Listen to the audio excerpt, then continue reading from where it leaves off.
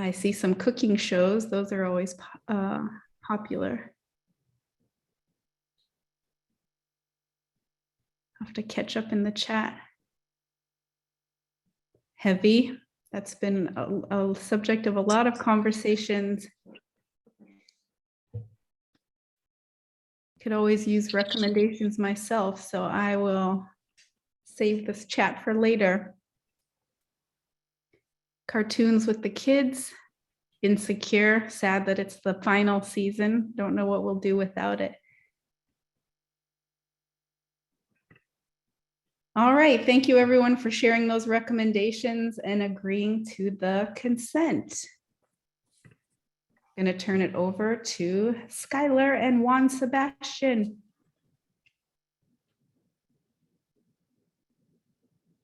Hey everyone, welcome. Yeah, good morning everyone. Welcome to this, to the fourth meeting of the advisory committee for We Will Chicago, and thanks Courtney for getting us going. We just want to welcome you to this fourth meeting. We of course appreciate your commitment to this effort and all your partnership in ensuring that the citywide plan lives up to our principles and themes. We have a decent amount of ground to cover today, but I think luckily we'll be spending a good amount of the time in breakout sessions, so we'll have an opportunity for some more deeper conversation.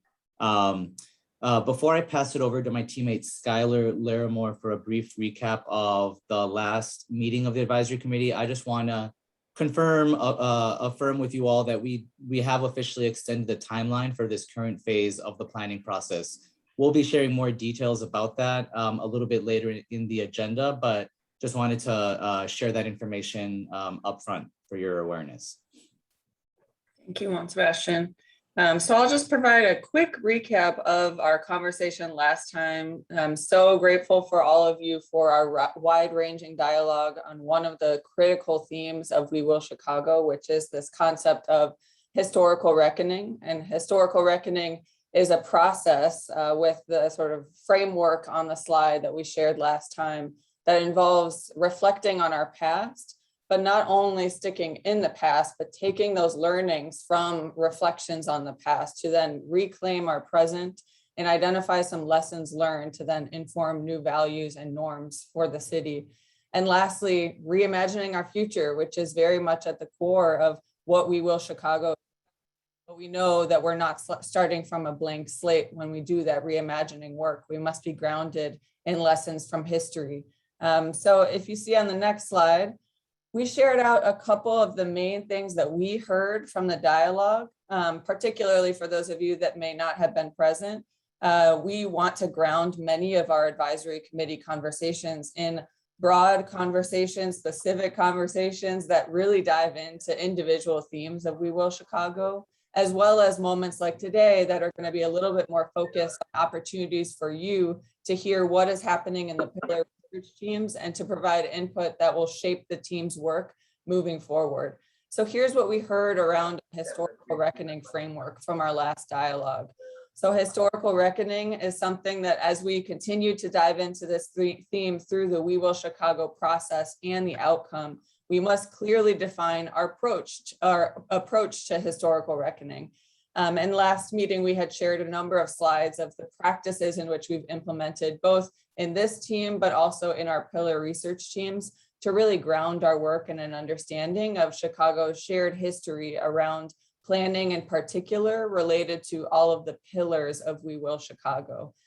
So one thing I also want to note in this regard is we had a great conversation where members of this team lifted up the challenge of actually translating historical reckoning into Spanish, which is, you know, the native language of so many Chicago residents. And so that's something that we're still sitting with and talking about internally. And one thing I heard from this team of the advisory committee was the way in which it speaks to some themes around acknowledgement of past harms and accountability to improve the future. So as we're jotting down, you know, our future practices, we know that, you know, that translation piece of it is extremely important as we start to do more and more community engagement through this effort. Last I'll note, last time at the meeting, we started to talk through some concrete opportunities to reflect on the past throughout the process. Some of those, the health and racial equity impact assessment tool. So we're really excited for ways that we can ground. Maybe Todd, if you can mute. Thank you, Todd. We're really excited for ways that we'll continue to use that framework to ground our assessment of the We Will Chicago recommendations in an understanding of Chicago's shared history. So that gets us to the second bullet here. We know that an examination of the history must also be distilling the learning of the past again for future focused recommendations.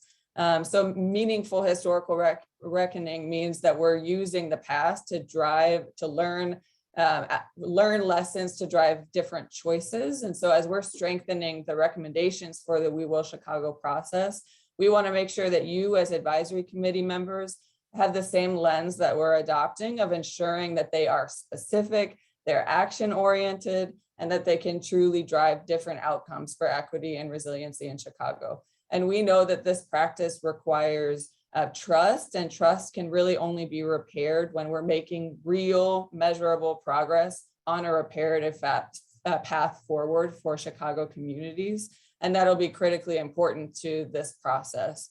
Next is developing recommendations to measure and track progress of our recommendations impacts. And so we heard you all loud and clear that what does this look like? This is accountability in action. This is having sort of baselines that we can go back to in future years to say what truly is the state of Chicago for residents as measured by, publicly available data accessible through the census and a, publicly accessible sort of dashboard tool, but also what are the ways in which we're gathering qualitative information and stories about the true state of Chicago as we're in the implementation phase of the plan to really gut check our progress or lack thereof on specific recommendations.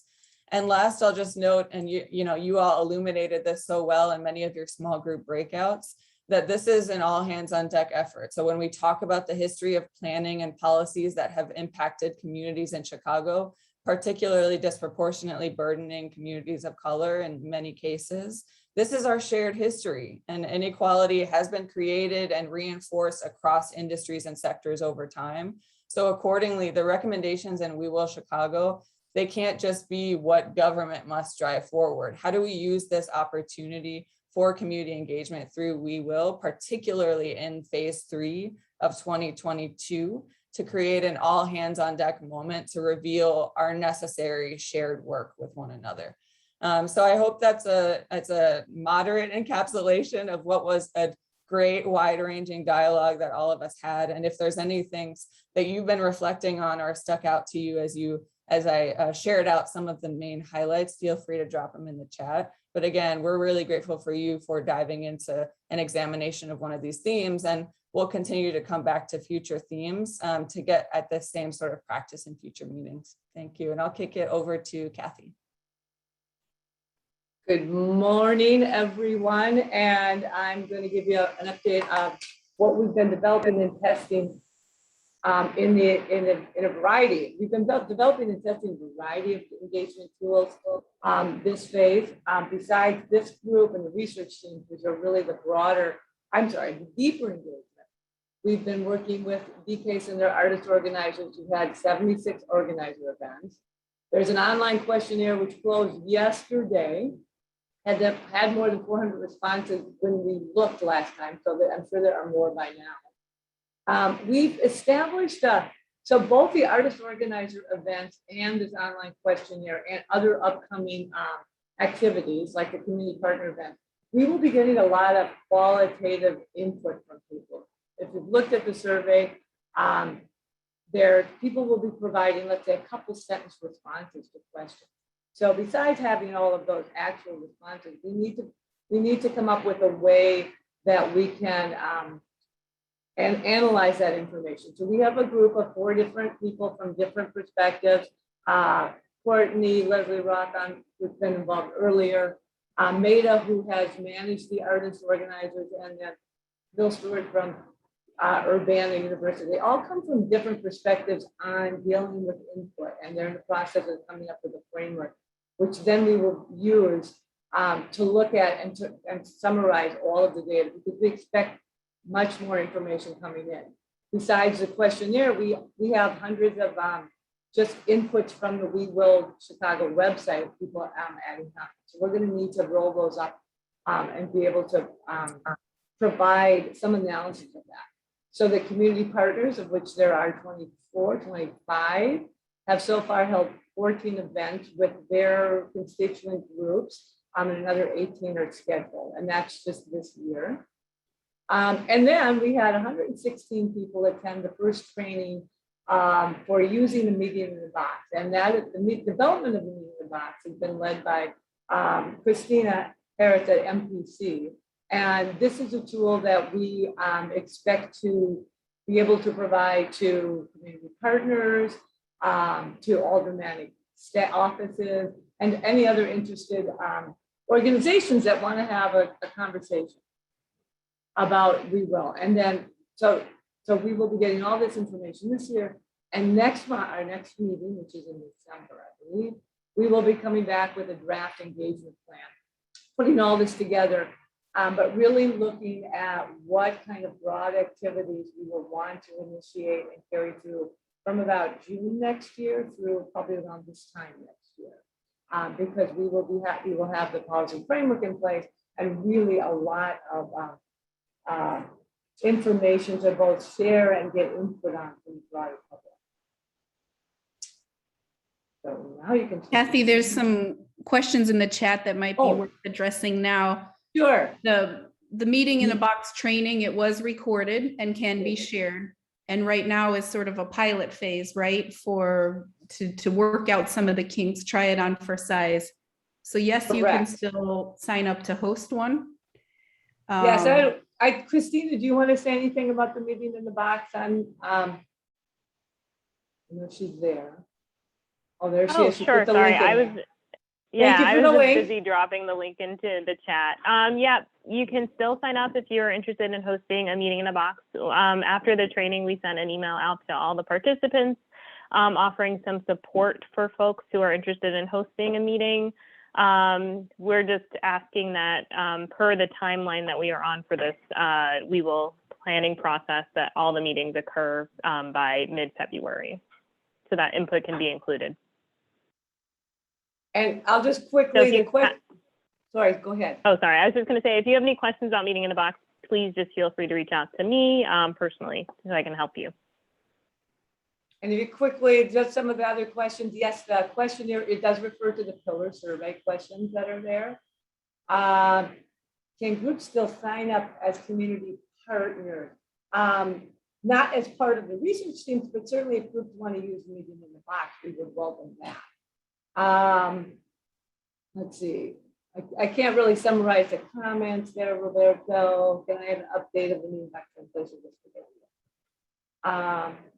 Oh, hey, great, Kate. Thank you for the qualitative data analysis. Again, that is something that we will share with you more in detail next time we meet, but that we really want to figure out a way that we can then have a way that people will look at the same data, whatever we decide that we're looking at and looking for, that will be clear to people so that it's not just a couple people in City Hall looking at all these comments and rolling them up for you, but it's something that is broader.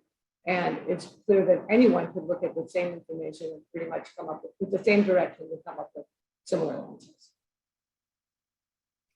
And then just a couple requests for Spanish. Yes, Meeting materials in that Spanish. is in process. In process? Okay.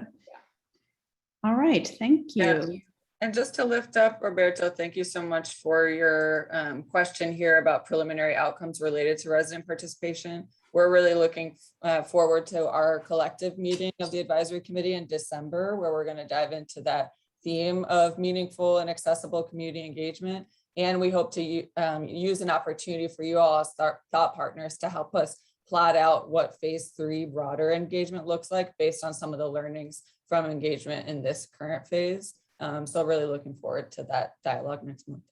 Thanks, Skylar. And just to clarify, my question meant, are we tracking participation in the meetings, not only in numbers, but also in demographics? And are we seeing any challenges with that or any areas of success.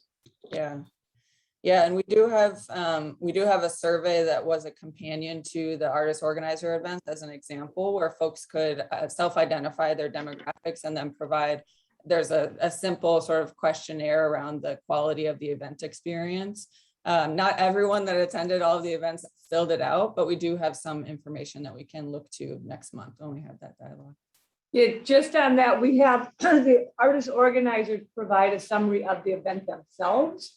And then as much as possible, they do try to have the attendees fill out a survey and we get it some of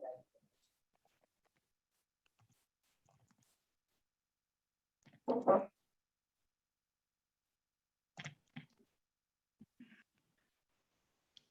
So I think this is my cue to get on here. I'm Ranadeep Bose. I'm with SP Friedman, along with Courtney's firm Muse. We are co-managing the consulting effort for the We Will plan. You can go to the next slide. I guess before we go into the breakout sessions and talk about objectives, we wanted to just provide an overview of the objectives. And we wanted to step back and present where we are as pillar research teams and where we're going on this journey. So we see the pillar research work as part of the engagement process. I think Kathy mentioned this. This is kind of a deeper engagement by itself. We have 7 pillars with 25 to 30 members in each of the 7 pillars. So a total about 200 participants make up the volunteers, community partners. We have city and sister agency staff. We're all working together in the pillar teams to generate a policy framework, which will form the bones of the We Will plan. So this itself, I've often heard Kathy say, is deeper engagement, where we are working together to create this deeper plan activity. And we're obviously getting input from all of the other sources that Kathy mentioned. We have already presented to you guiding questions per pillar in a prior advisory committee meeting. We are now going a level deeper into objectives, and we'll talk about what objectives and policies are. And we will be presenting, our co-chairs for each pillar will be presenting in draft form the objectives. And then following that, in the next few meetings, we will go into policies and strategies. And this system of guiding questions, objectives, and policies will form the basis of the 7 pillar report. So we're going to have 1 pillar report for each pillar as the work product of this phase 2. And next year, we will lead into the initiation of phase 3, which is the broader outreach and implementation design. You'll go to the next slide here. So this slide shows the extended pillar meeting structure that Juan Sebastian mentioned, that we have extended it from a 9-meeting to a 14-meeting process. And that's just given us a lot more time and breathing space to slow down and really go deeper into this process and journey that we are into. We have these 14 meetings divided into 3 broad steps. Each step of the process is purposeful. Step 1, which we've actually completed, started in July 2021 of this year. And we were able to reckon with who we are and identify guiding questions that basically establish the foundation of our work. We are right now in step 2, so sort of in the middle of step 2, where the pillar research teams are brainstorming objectives in their respective pillars. And so we are doing an assessment of trends, some best practice identification, but basically we will come up with a set of objectives. We are presenting to you today a draft set of objectives that have been created from our breakout sessions in these pillars. Now, keep in mind, this is a work in progress. So we are getting your feedback today from the advisory committee such that we can go back to the pillar groups in meeting 7, which is the last pillar meeting of this year in December of 2021. It's end of November, early December, where we can refine these objectives.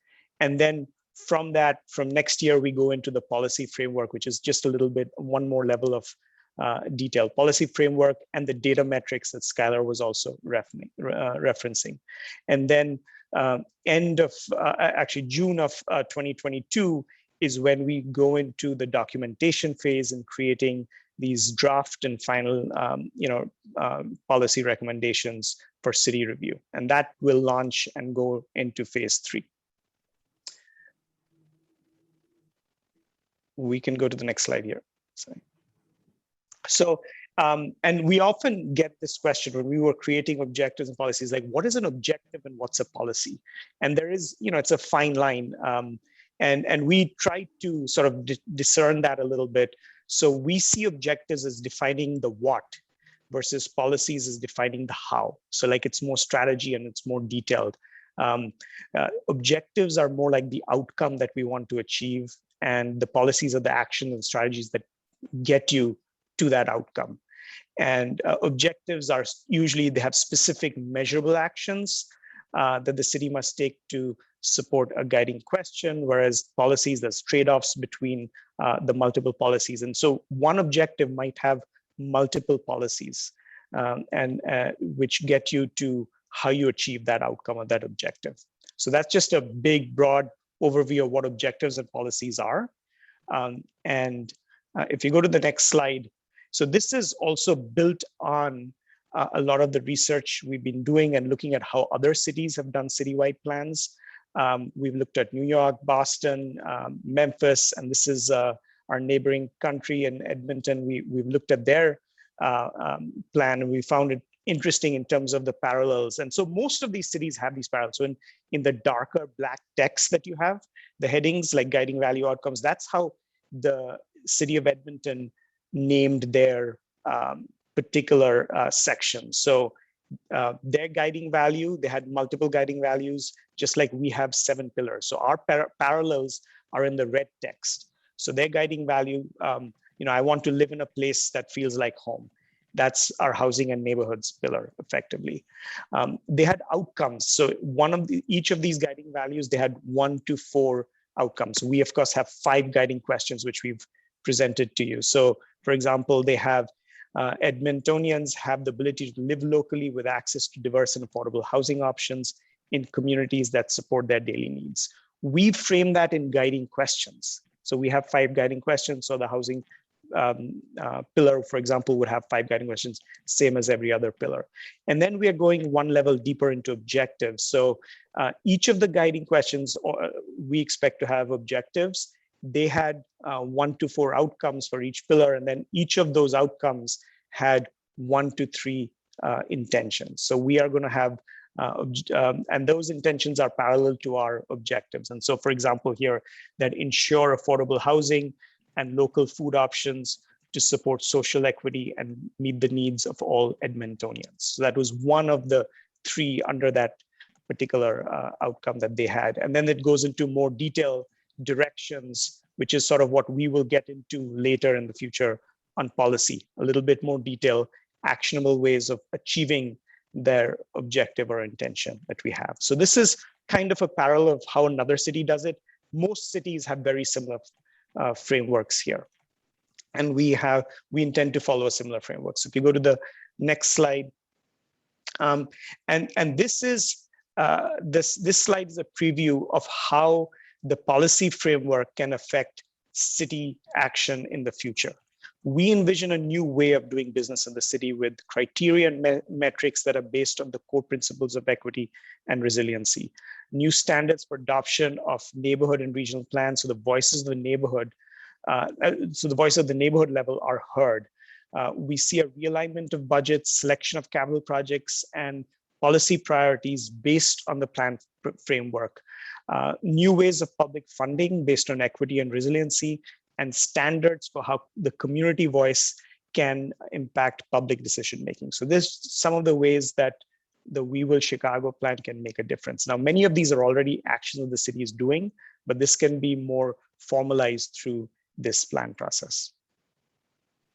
And then I think I kick it back to Courtney for getting ready for the breakouts. Yes, so with that, there are, excuse me, 7 pillars. So 2 breakouts will have 2 pillars. The third breakout will have 3.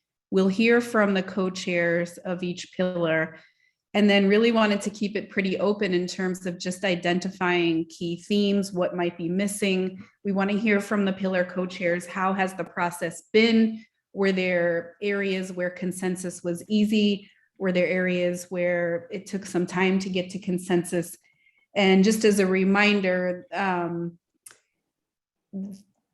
each pillar research team got to a different place, right? Because they all have the same goal to get to these draft objectives. In meeting 7, which is the last week of November, first week of December, they will kind of finalize those draft objectives. So you're seeing them as sort of a pinup or interim state. But happy to have open conversations about what we're seeing, especially cross pillars. This is one of the first time we're kind of getting a peek across different pillars. So in a moment, you will get an invitation to be sent to a breakout. Looking forward to the conversations, and then we'll see you back here.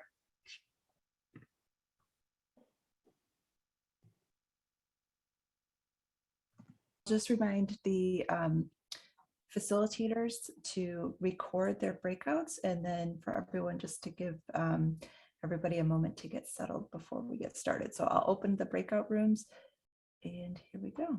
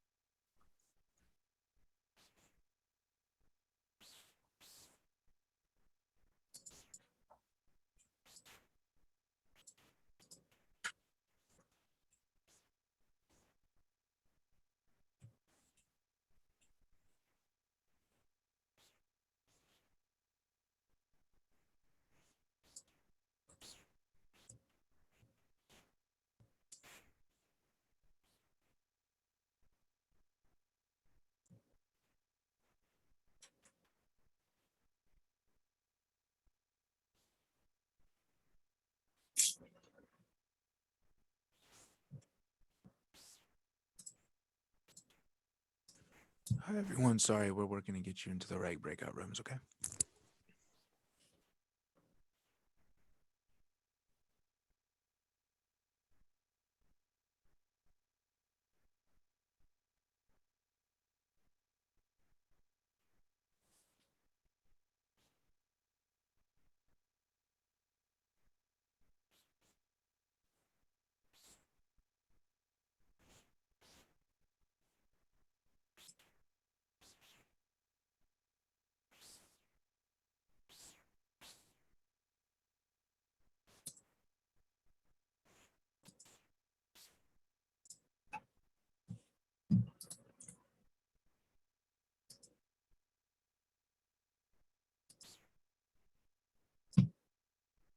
I heard this might be easier, actually. If you could all tell me what pillar, I think I can send by pillar.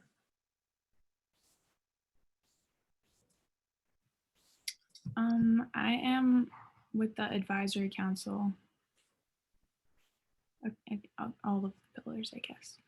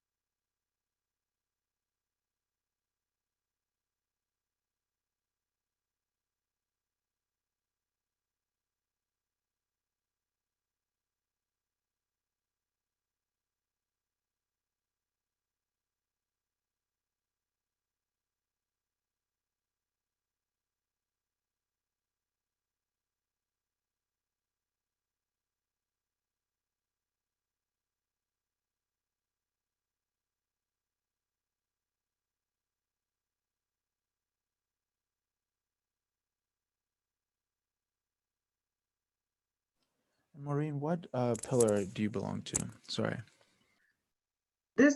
I'm on the advisory committee, which I think we all are.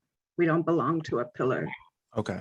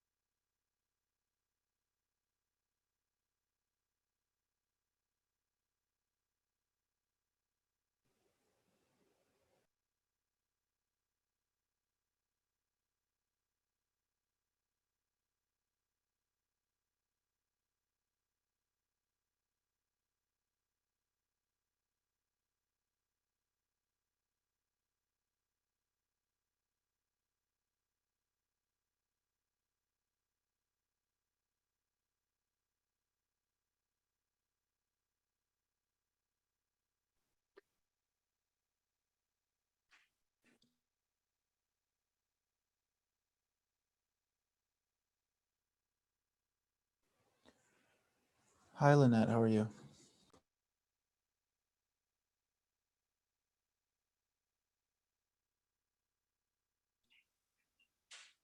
Hello.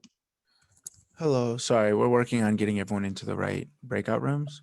No worries. I've been having some issues this morning, so I had to log out. So I'm trying this again. Do you remember Hopefully, breakout hearing. rooms?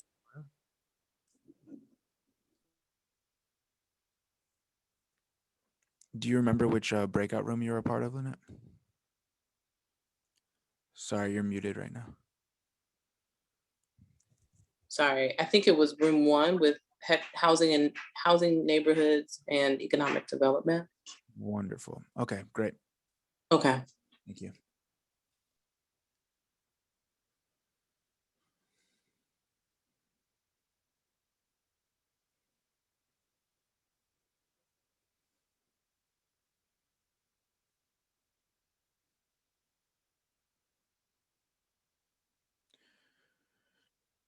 So Lynette, sorry, I'm gonna put you in the waiting room, and then if you could rejoin, I can send you immediately out.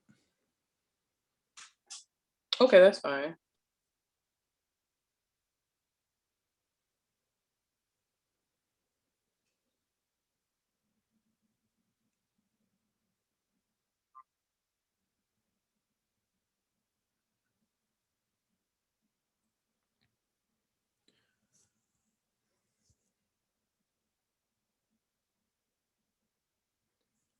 Okay, that didn't work. So I'm gonna move you to I'm gonna move you to room 2 first, and then I'll move you back into room 1. Okay.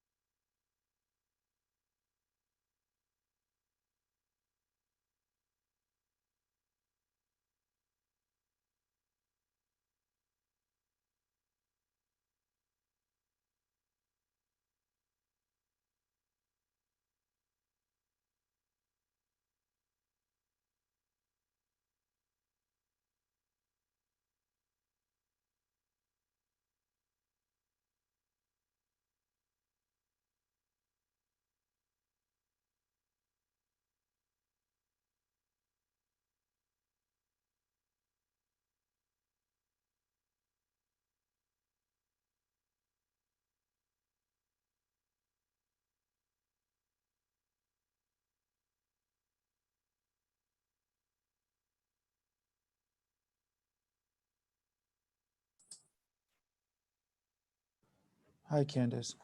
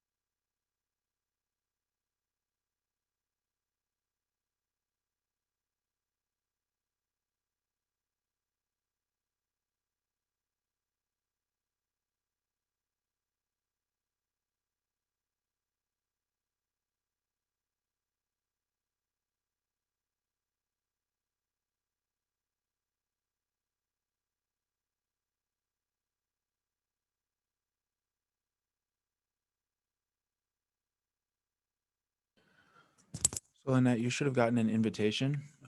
Please let me know if you got that or not.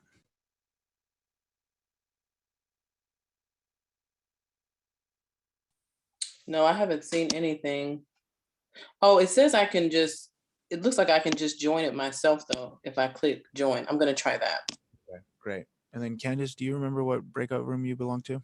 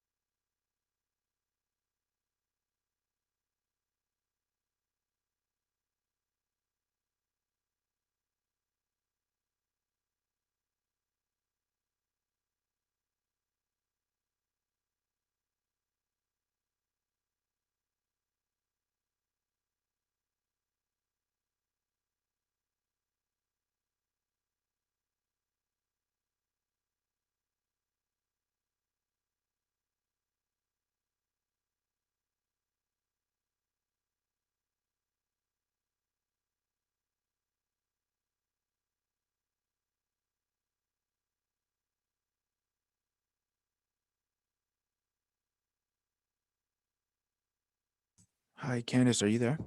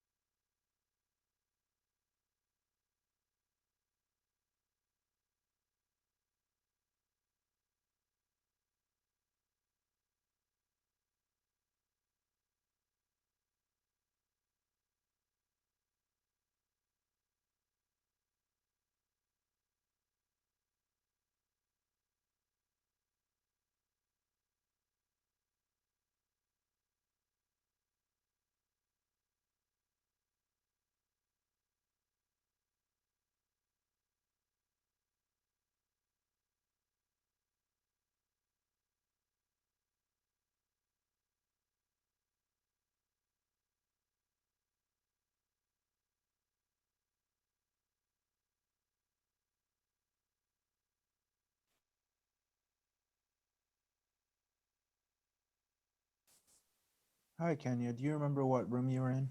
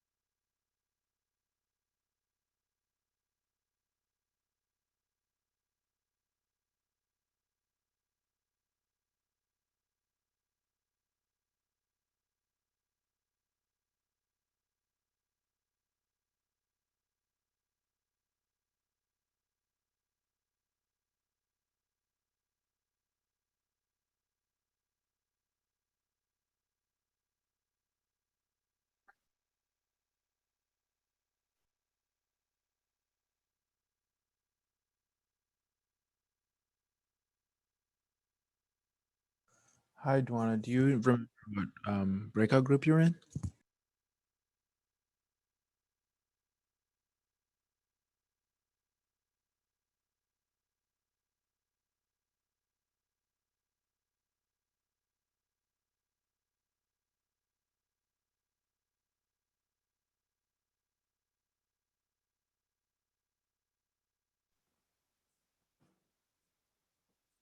Hi, Hi, do you remember what breakout group you were in? I believe it was room 2. Room 2? Okay, great. Yeah, there's only about 6 minutes left. I can send you over there though, if that's all right. Okay, I appreciate it. Thank you so much. You're very welcome.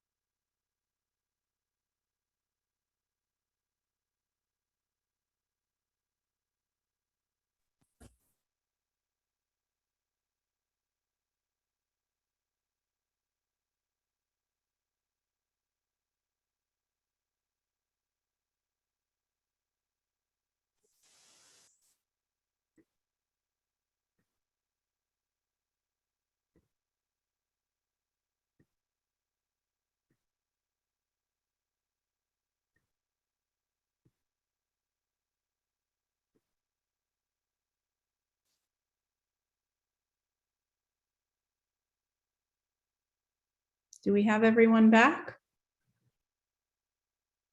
Think so.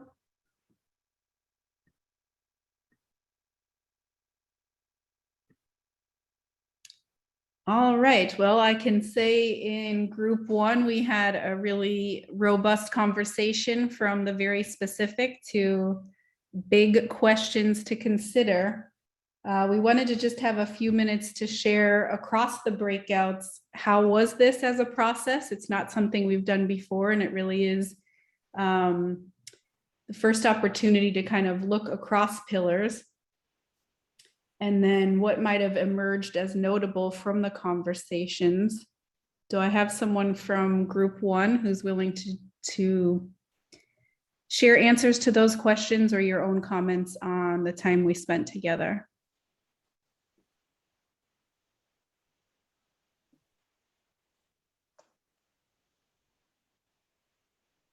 It could be a pillar co-chair or anyone from the advisory committee who participated.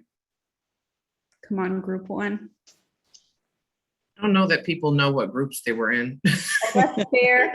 That's fair. That would have been housing and neighborhoods and economic development. Thank you. I can share some housing and neighborhoods pillar specific thoughts. I thought this, well, generally, I thought the process is great, and we received a lot of really great input and feedback from the advisory committee, things that we're going to bring back and work on as we refine these objectives. But generally, a lot of really interesting themes that were uplifted, such as communication access and community engagement processes, affordable housing accessibility for people with disabilities, highlighting importance of equity and community engagement, anti-displacement strategies, not only from a residential perspective, but also small business and institutional perspective. And then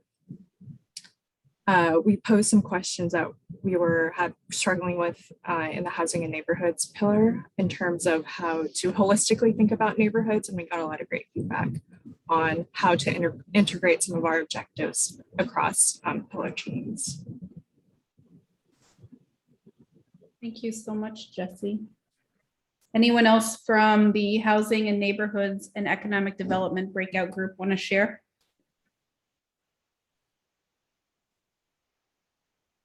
Sure. I mean, I'll just note that we spent some time talking about how barriers are going to be end up interwoven into some of the conversations on the research teams as it relates to objectives. So what some of the challenges to implementation could be, just so that when you're coming up with I would say the strategies, they're at the forefront of the discussion so that you are tackling what is currently happening on the ground, and you're going into the process with your eyes wide open of some of the changes that might need to be made. So we did talk about some of the larger questions around that, and then also, you know, who would be some of the stakeholders who would actually end up implementing some of the stuff a bit as well. In addition to having more pillar specific conversations around the guiding or around the objectives.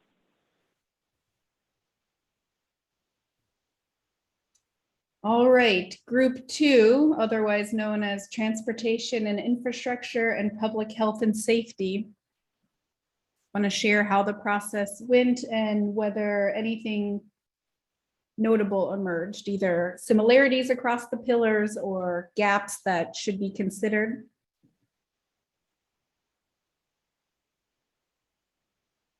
I think I can speak for some of the group, and please invite others to add to what I'm saying here.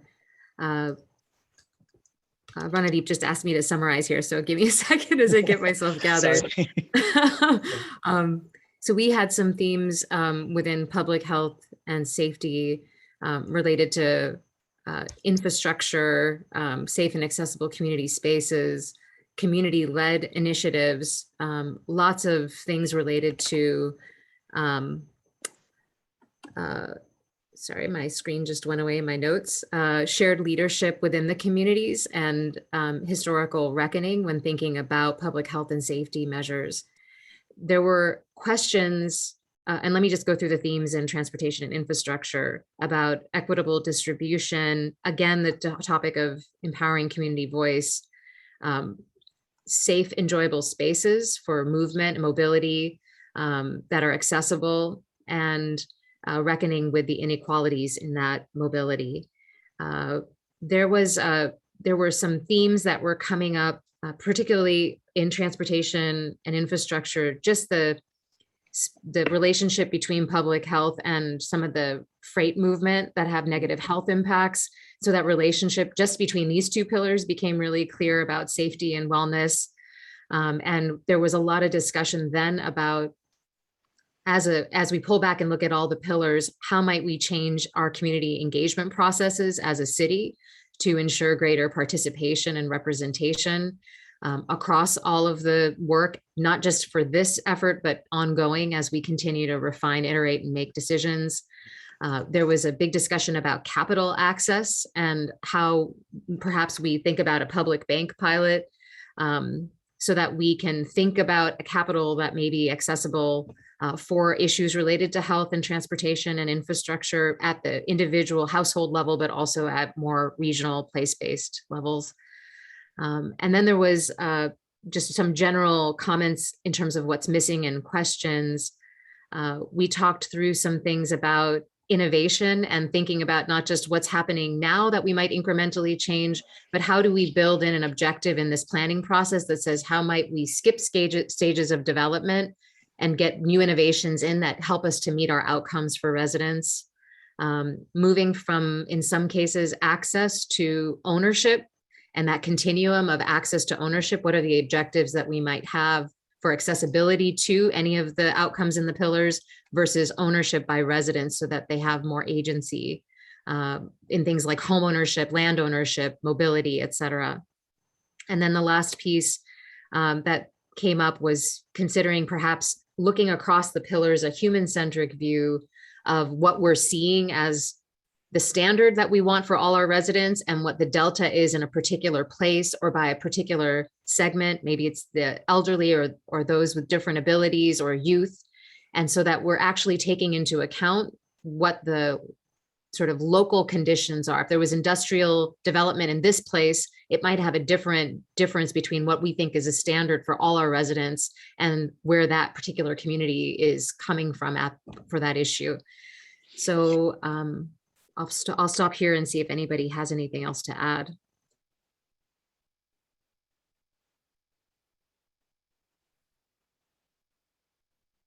Thank you. Anyone else from the group want to share? I think the other thing that we talked about is just how, particularly to transportation, how we talk about freight and how this movement of goods, particularly with trucks, also trains, impact our communities of color significantly, and that is a strong relationship to health. So that's a direct sort of connection. And also when it comes to, our work in planning for this work, how can we make those choices easy for our truck drivers and other partners who carry these goods so that they choose the better path of, this is the road that I'm supposed to be taking versus, really negatively impacting communities with health, transportation issues, health issues, and safety in communities throughout our neighborhoods.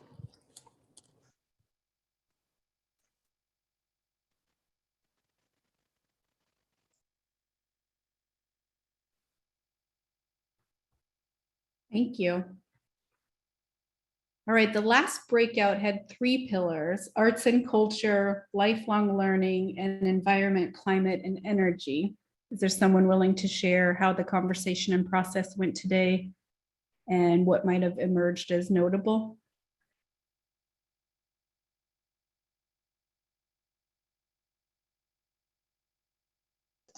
So speaking on behalf of the lifelong learning pillar team, I can just share a quick comment, but I'd appreciate others sharing as well. I really appreciated the depth of the conversation and the ability to spend time on these focusing on these pillar teams and how there are interconnections, similarities, and just getting the feedback. So from the lifelong learning team report out, I took a number of specific notes on feedback that I'll be bringing back to the pillar team. Guillermo and I will be bringing back to the pillar team. Some of the feedback that we heard was, I think, in my words, go bigger with things like apprenticeships, and ensuring that there are multiple connection points and accessibility with something like apprenticeships, so that we're not just focusing on apprenticeship opportunities at the colleges, but pulling them into high schools, making sure that they're available for the reentry population, and connecting points such as that. So that's just one example of a takeaway. But again, I really appreciated the conversation. I'm Melanie with Arts and Culture. Thank you, Mark, and kind of echoing it from the pillar perspective. I thought it was really valuable just to kind of get to meet some of our other colleagues. From a process standpoint, it seemed like other folks were kind of in the same boat as Arts and Culture were, where they kind of striking the balance of having group members who had really amazing and also very specific ideas, and kind of the challenge of also walking that back to kind of an objective level, so that we can still have the chance in these conversations to speak more generally and find more points of integration. So it was nice just to hear that was a shared experience. I think that a useful insight too was a way that we saw how different pillars were approaching areas we thought might overlap with other pillars. So whether there was the instinct to go heavier on certain areas because that was kind of our sweet spot, but maybe less so on spaces where we thought maybe another relevant pillar group might have more to say on that particular subject. So I think it seems like there's a variety of approaches on that at this point, which is fine. But I appreciate that was something that we had the chance to kind of talk through and kind of rise to the surface. I think just finally, I know that there's some really specific topics that we're all taking back for Arts and Culture, certainly as well. But I really like the idea of, we're not quite at the point yet where we're thinking about metrics and specific wins, but I like that there is parts of our conversation where we can still talk about like the timeliness of certain legislation, where we know, for instance, environment, thinking about the thinking not too far ahead, but because it's very likely that we need to be prepared for certain resources coming in. So the idea that, this is not all theoretical, but we within the Arts and Culture group, for instance, have several members who actively are working in arts education as their main priority. And so, there's a level of this being both aspirational and grounded in practice that we have the ability to make change pretty quickly coming out of this process too.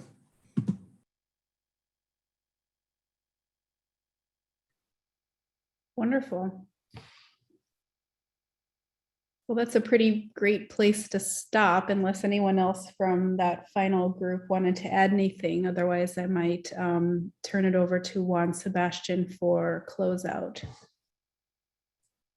Yeah, this is Angela. I'll just quickly say thank you, Melanie. I know that you were giving a specific report back for Arts and Culture, but I think you touched on a lot of the really great feedback in the environment sector as well. And I think for us, Ayana presented a number of things that we're working on in the pillar. And for us, it's both meeting the immediate need of the pressing environmental justice issues that the city is facing right now, and also thinking about the future and how we decarbonize and build that clean energy economy that is, such an important piece of our future. And so we received a lot of really great feedback. And I think that the point that you made, Melanie, about just underscoring how intersectional these issues are, and in particular for us, we heard a lot of really great feedback about our relationship with the transportation pillar and how some of their priorities and our priorities might be one and the same, and how they will show up to ensure that we are not leaving a gap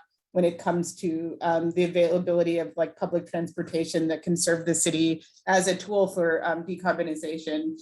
And then in addition to that, as Melanie also mentioned, yesterday the infrastructure bill was passed. the city has also just passed its own 2022 budget that also makes significant investments in the environment, and really thinking about, and at the state level, which is something we didn't talk about, but it was something that came to mind when we got feedback. There are all of these synergies right now at local, state, and at the local, state, and federal level, and how we sort of meet that moment and prepare ourselves to make these deep investments with the funding that we anticipate will be made available to the city to accelerate, climate change mitigation and adaptation, and to, address environmental justice issues. So that's certainly really great feedback. And then I think the final thing I'll just mention is that, people also pointed out some areas where we could, where there were some suggested recommendations on where the city can be more ambitious, just in terms of really making sure that we are addressing the impacts of industry, making sure that we are including and prioritizing water infrastructure. And another really great point of feedback that we received is also, as we think about climate migration, people that are experiencing harm from climate change in other regions of the world, and the potential for this region to grow just because of our access to clean water, and because we are in the middle of the country and we're not facing hurricanes or fires or extreme heat in the same way that other regions around the world are, that we may be, an area that should expect growth given where we are, and that we should be preparing for that both in this process and beyond, and just really appreciated that feedback as well. Thank you. Great. Thanks, Angela. I think that was a useful transition to, I felt like, I'm a member of the Housing Neighborhood Research Team, but also got to hear from the transportation infrastructure and then public health and safety teams today. And I also agree that I was impressed by the number of cross-cutting themes, or the common things that were raised around community voice and decision-making. Even environmental justice, I think, came up across all those conversations too. So I think there's definitely a lot of overlap. But with that, I know that we're reaching the end of the time that we had for this advisory committee meeting. So just want to thank you all for the thoughtful conversation and dialogue. I think we have a few minutes, or maybe not really, but a couple minutes for any lingering questions or comments. So feel free to drop them in the chat. In the meantime, I'm just going to share a couple upcoming next steps. So as we mentioned, the recent questionnaire or online survey recently closed, and we'll have results from that survey able to share with you all soon. The research teams are also working on synthesized objectives that will be shared after each of the pillar teams' next meeting, which is meeting number 7. So we will also be sharing that after the pillar teams get to revisit them and incorporate some of the feedback that came up today. And then finally, just a friendly reminder that our next advisory committee meeting is in just a few weeks away, so on December 7th. I think with that, we are done here. So again, appreciate all your partnership and your engagement, and look forward to digging into all this more. Thanks, Thank you, everyone. Hey, everybody. Everyone, enjoy your day.